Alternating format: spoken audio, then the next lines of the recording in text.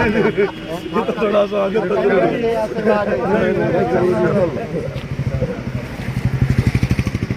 स्वागत है आपका।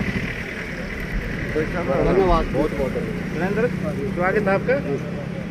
अच्छा सारे पूरे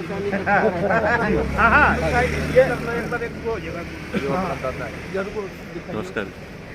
एक बार थोड़ा नमस्कार जी।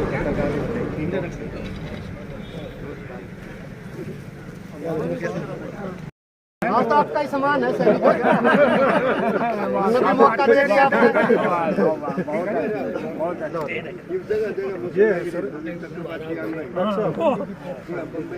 बस आज सबसे आपसे मिलने का मौका मिला।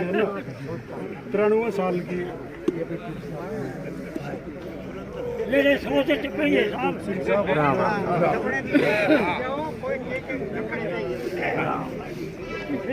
बैठो बैठो आप लोग बैठे रहो बैठे रहो। ये तो सौभाग्य हो तुम्हारा नरेंद्र जी ने मौका दे दिया। किसी बढ़िया आदमी को बुलावा। नहीं नहीं नहीं बैठो बैठो बैठो।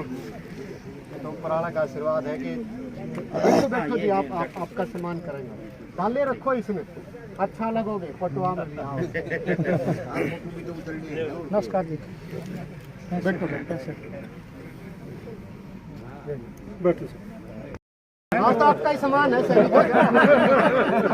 भी मौका दे दिया आपने।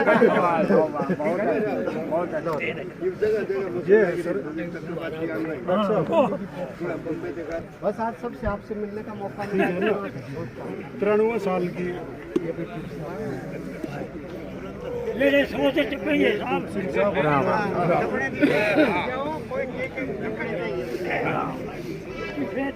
बैठो बैठो आप लोग बैठे रहो बैठे रहो।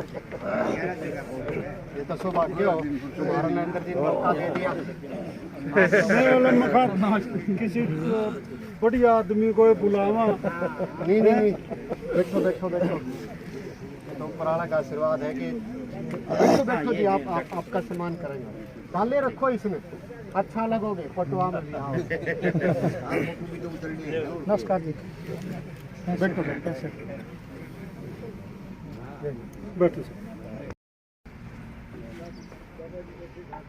रामेश्वर दास को सम्मानित करते हुए नेक्स्ट सिग्नलमैन भी आवाज सिंह, नायक आवाज सिंह।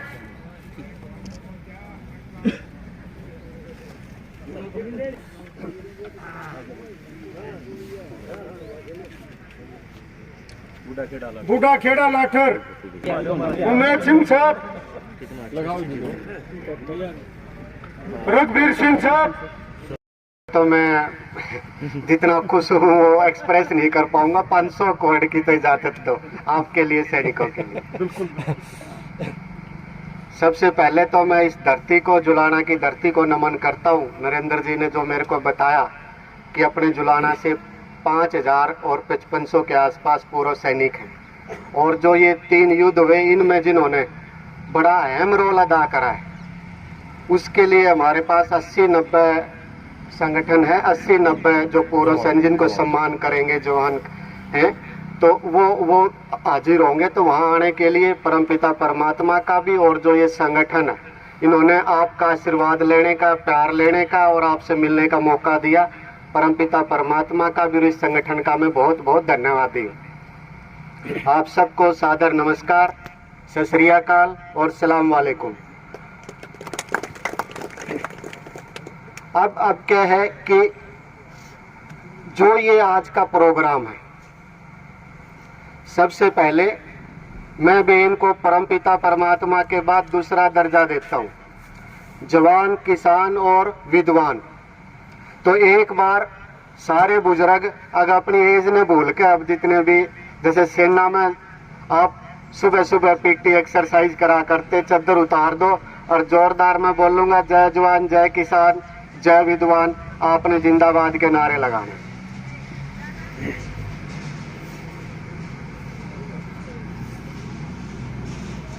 जवान किसान विद्वान की जय, जवान किसान विद्वान की जय, जय जवान जय किसान जय विद्वान, जय जवान जय किसान जय विद्वान, जय जवान जय किसान जय विद्वान। भाई फिर भी मैं एक बार और प्रार्थना करूंगा, चद्दर उतार के दोनों हाथ ऊपर करके एक से बात नहीं बनेगी। देखो कहीं से आने पड़े जय जवान जय किसान। आप बोलो, हम जय किसान बोले। अच्छा मैं जय जवान बोलूंगा, आप जय किसान जय विद्वान बोल देना।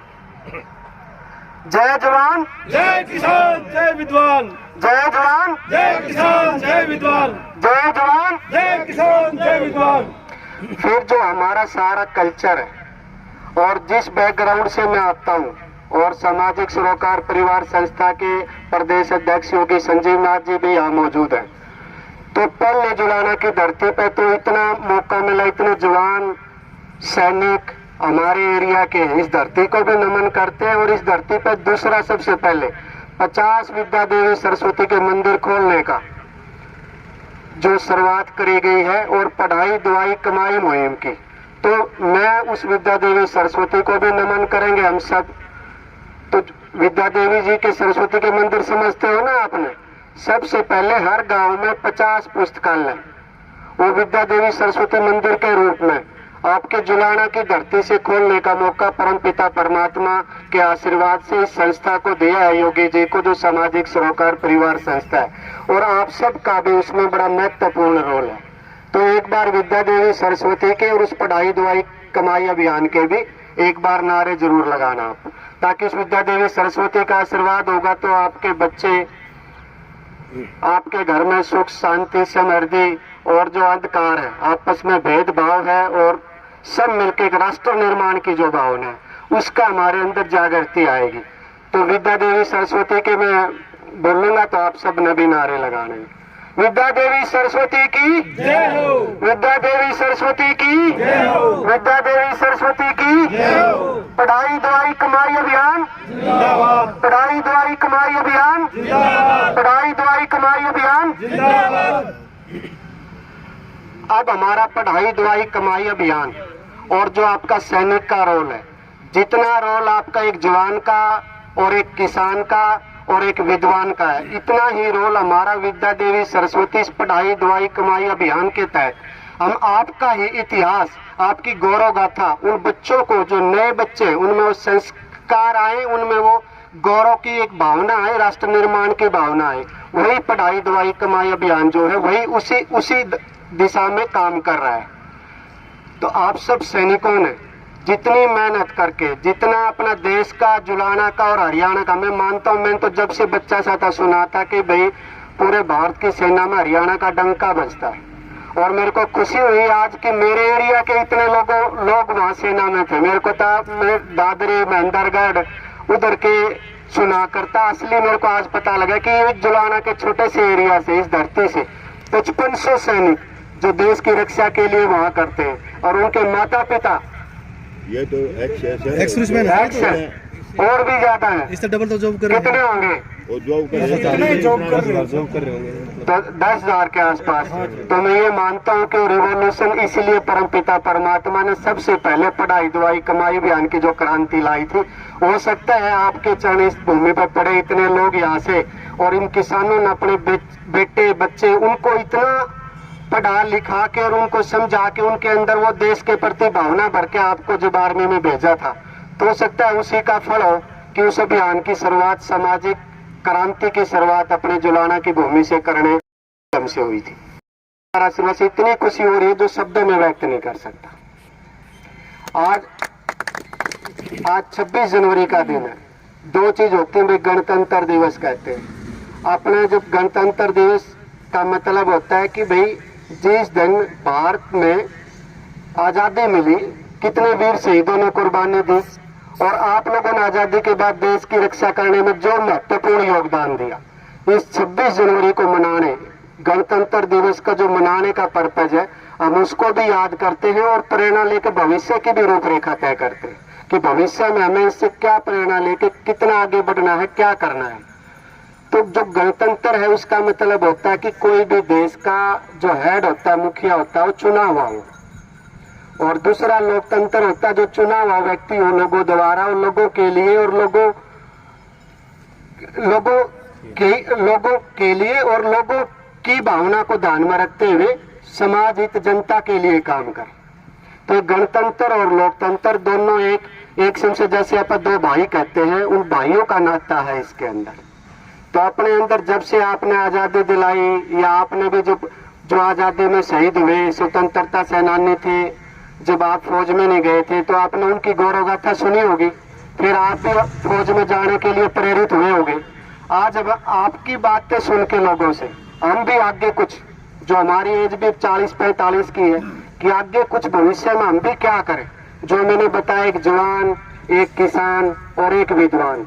जवान और किसान को तो आप समझते हो, जवान आप सब लोग भी जवान थे आर्मी में, अब आपके बच्चे होंगे, रिश्तेदार होंगे, या आपके एरिया के लोग होंगे, अब भी देश की रक्षा कर रहे हैं, वो सारे जवान होंगे। किसान जो अपनी इतनी मेहनत से, किसान और मजदूर जो इतनी मेहनत से करके और अपने बच्चों को अपनापन छोड़ के, देखो अपने बच्चों से सबको लगाव होता है, उनकी भी मानता है जिन्होंने अपना परिवार को छोड़कर आपको देश की रक्षा के लिए भेजा है। वो किसान और जो अन्न पैदा करता है धरती माँ का आशीर्वाद से, उन मेहनत करके करता है। विद्वान में ये कहता हूँ, अब एक नया नारा और आज से जुड़ा है। कई बार परमपिता परमात्मा का आशीर्वाद हो जाता है, विद्या देवी सरस्वती का, आज एक नया नारा और आ गया कि भाई विद्वानों का भी रोल है अपने समाज को राष्ट्र निर्माण। जब से आजादी मिली आपने भी सरकारें बहुत चुनी, अब बनने के बाद क्या हो जाता है, लोगों द्वारा, लोगों के लिए, लोगों की सरकार हम चुनते हैं। गणतंत्र और लोकतंत्र ये कहता है, तो लेकिन लोगों द्वारा रह गए, लोगों की और लोगों के लिए की भावना आपके अंदर भी ये भावना नहीं है कि भाई सरकार अपनी है और आपके लिए काम करने वाली, आपकी भावना को समझने वाली कहीं कहीं वो गायब हो रही है, गुम हो रही है। आपके अंदर भी कहीं कहीं मायूसी होगी कि भाई शायद वो चीज नहीं हो रही जो सोच के हमारे स्वतंत्रता सेनानी हो। तो वो कैसे आएगी कि हम इस लोकतंत्र और गणतंत्र को, आपकी मेहनत को, जवान, किसान और विद्वान की से प्रेरणा लेके कि कुछ ऐसी सरकार बने, ऐसा कुछ हो, ऐसा कुछ परमपिता परमात्मा के मेहर फिरे कि ऐसा हो जाए, जो भी कुछ हो लोगों द्वारा नहीं, लोगों की और लोगों के लिए हो जाए। आपकी खुद की और आपकी भावना अनुसार लोगों के, समाज के काम करने वाली अगर सरकार मिल जाए तो असली लोकतंत्र और गणतंत्र जब भी बनेगा ना। मानते हो आप इस बात से?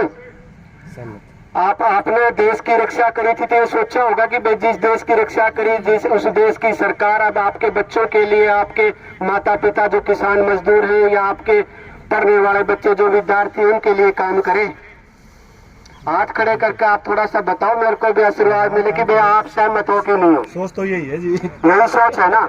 तो ऐसी सोच के लिए देखो आपने बहुत मेहनत करी और आप भी करने लग रहे हो। वो कम मेहनत नहीं है जिसने अपना पूरा जीवन एक देश की रक्षा के लिए दे दिया। कोई नहीं देता, समय सबसे कीमती है आज के दिन।